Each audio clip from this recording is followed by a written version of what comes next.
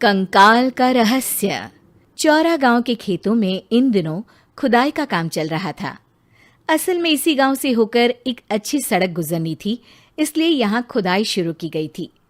अचानक एक दिन खुदाई करने वाली मशीन से कुछ टकराता है।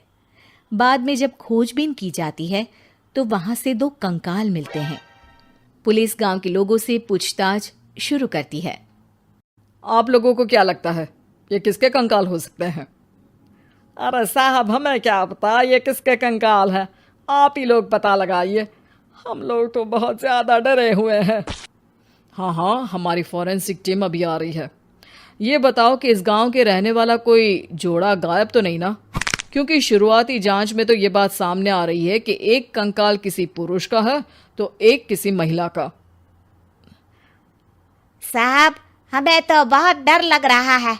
ऐसे कंकाल मिलने का मतलब गांव के आसपास ही किसी की हत्या हुई है या फिर किसी को जलाकर मार डाला गया है। हाँ साहब, हम अपने परिवार को लेकर बहुत ही ज़्यादा परेशान हैं। देखिए, आप लोगों की परेशानी हम समझ सकते हैं, लेकिन आप लोगों को पुलिस का सहयोग करना होगा, क्योंकि आपके सहयोग के बगैर हम ये पता नहीं लगा सकते हैं कि आखिर ये किसके कंकाल है और इनकी हत्या किसने की।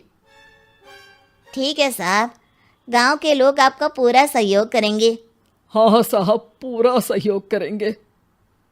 तो फिर ठीक है, हम अपनी जांच शुरू कर देते हैं। कुछ दिन बाद जांच रिपोर्ट आ जाती है। पता चलता है कि ये कंकाल करीब 20 साल पुराने हैं, यानी 20 साल पहले किसी जोड़े की हत्या कर शव को यहाँ पर दबा दिया गया था। इंस्पेक्टर राघव, ये बताओ कि 20 साल पहले की मर्डर मिस्ट्री क्या अब सुलझ सकती है? हाँ सर, क्यों नहीं। लेकिन अब सबूत और गवाह काफी मिट गए होंगे। मुश्किल तो होगी, लेकिन शायद किसी परिवार को इंसाफ मिल सके। इंस्पेक्टर राघव, आप बिल्कुल सही कह रहे हैं। किसी परिवार को तो इंसाफ मिलेगा ही और किसी को उसके किए की सजा भी मिलेगी। जी सर, मैंने तो जांच शुरू भी कर दी है। 20 साल पहले इस गांव के 2 जोड़े अचानक कहीं गायब हो गए थे।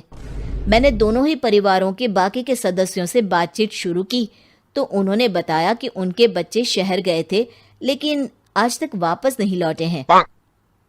लेकिन ये दोनों शव किस परिवार के सदस्यों के हैं, ये कैसे पता चल सकेगा? सर, मैंने डीएनए टेस्ट करवा लिया है। आज शाम तक इसकी रिपोर्ट भी आ जाएगी। अच्छा, ठीक है। उसी शाम को सर, डीएनए रिपोर्ट के मुताबिक ये दोनों ही लाशें चौरा गांव के रहने वाले प्रधान सुल्तान सिंह के बेटे और बहू की है। लेकिन इनकी हत्याएं किसने की है, ये कैसे पता लगेगा? इसी का तो पता लगाने की कोशिश में जुटा हूं सर। आज सुल्तान सिंह से मिलने भी जा रहा हूं। मेरा बेटा और बहू तो मेरे लिए सिर्फ यादों में ही रह गए थे। हमें उनकी लाशें तक नहीं मिल सकी थी। आज 20 साल बाद उनके कंकाल मिले हैं। मैं अब किसके लिए जीऊं?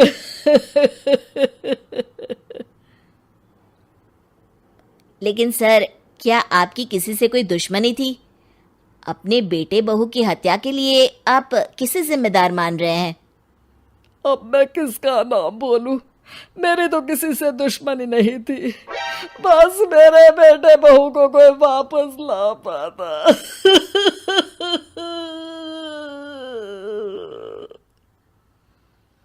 इसके बाद सुल्तान सिंह फूट फूट कर रोना शुरू कर देते हैं।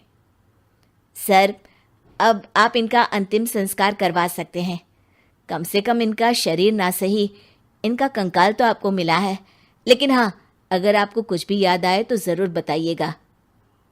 मेरी तो बेटा अब उम्र हो गई है, लेकिन मेरे बेटे और बहू के हत्यारों का ज़रूर पता लगाइएगा, क्योंकि जब तक हत्यारे पकड़े नहीं जाएंगे मेरा मन नहीं मानेगा। सर, हमारी पूरी कोशिश रहेगी हत्यारे को पकड़ने की। लेकिन एक बात बताइए, उस वक्त आपको किस पर शक गया था? उस वक्त मेरे एक ड्राइवर को पकड़ा गया था, लेकिन सबूतों के अभाव में उसे छोड़ दिया गया था। अच्छा, और ड्राइवर पर कैसे शक हुआ था? क्योंकि उस दिन ड्राइवर छुट्टी पर था। उस समय लेकिन लाश क्यों नहीं मिल सकी थी? उस वक्त पुलिस ने बहुत कोशिश की थी, लेकिन दोनों की डेड बॉडी नहीं मिल सकी थी। ठीक है, हमारी तफ्तीश चल रही है, मैं फिर आऊँगा। इसके बाद इंस्पेक्टर वहां से चला जाता है और सुल्तान सिंह अपने बेटे और बहू की याद में खो जाते हैं। कुछ दिन बाद सुल्तान सर, एक बात बताइए, जब आपके बेटे बहू की हत्या हुई थी, उसी के आसपास आपके ही गांव का रहने वाला एक और जोड़ा उसी वक्त गायब हो गया था ना? हाँ सर, अलका और अभिषेक, वो भी मेरे बच्चों जैसे ही थे। तो फिर वो कहाँ है? उनका भी आज तक पता नहीं चल सका, लेकिन बताते हैं कि कुछ साल पहले अभिषेक को गांव के ही किसी आदमी ने मुंबई में देखा था, लेकिन फिर वो गायब हो गया।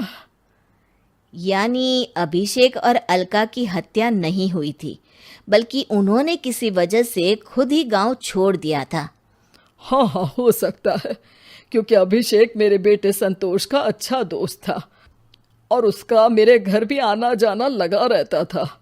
हो सकता है कि उसने मेरे बेटे और बहू के बारे में सुन लिया हो और ये गांव छोड़ दिया हो सकता है। उनके परिवार का कोई अब नहीं रहता क्या इस गांव में? अब तो कोई नहीं रहता। एक चाचा थे, लेकिन उन्होंने भी अपना पुश्तैनी मकान बेच दिया है। वो भी अब कहीं शहर में ही बस गए हैं। ओह, अभिषेक और अलका के बारे में भी पता लगाना होगा। हो सकता है कि वही इस हत्या के बारे में कुछ बता सके। हो तो सकता है, लेकिन वो बेचारे तो खुद ही वक्त के मारे थे, वो क्या बताएंगे। फिर भी सर, जब केस दोबारा खुला है तो जांच तो करनी ही पड़ेगी, और इस बार तो लाशें भी बरामद हुई है। कुछ दिन तक लगातार तफ्तीश चलती रही। एक दिन थाने से सुल्तान सिंह को फोन आता है। हाँ, कौन बोल रहा है? सर, मैं कांस्टेबल तुलाराम बोल रहा हूँ थाने से। आपको थाने आना पड़ेगा। थाने? लेकिन क्यों? सर, किसी की पहचान करवानी है। अच्छा ठीक है, मैं दोपहर तक पहुंचता हूँ। सुल्तान सिंह दोपहर में थाने पहुंचता है। कई पुलिस के अधिकारी वहां मौजूद रहते हैं। सर, आपके बेटे की हत्या का रहस्य आज शायद सुलझ जाए।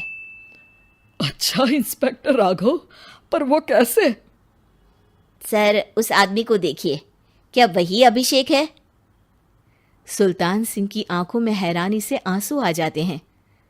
हाँ सर, यही अभिषेक है। ये आपको कहाँ से मिला? सिर्फ अभिषेक ही नहीं, बल्कि इसकी पत्नी अलका भी इसके साथ है। मैडम, जरा अभिषेक की पत्नी को लाइए। जैसे ही अलका को पेश किया जाता है, सुल्तान सिंह जमीन पर गिर जाते हैं। सुल्तान सर, क्या हुआ आपको? आप अलका को देखकर गिर क्यों गए? सुल्तान सिंह सर पकड़कर बैठ जाते हैं। ये अलका नहीं, बल्कि ये तो मेरी बहू रितु है। पूरा थाना एक दूसरे का मुंह देखने लगता है। क्या? इसके बाद हर किसी को दो कंकाल और हत्या का रहस्य समझ में आ गया। अभिषेक और रितु ने मिलकर संतोष और अलका की हत्या की थी और लाश को जमीन के नीचे दबा दिया था। आज 20 साल बाद इस हत्या का रहस्य खुल सका था कि अवैध प्रेम संबंध में 2 मासूमों की जान गई थी।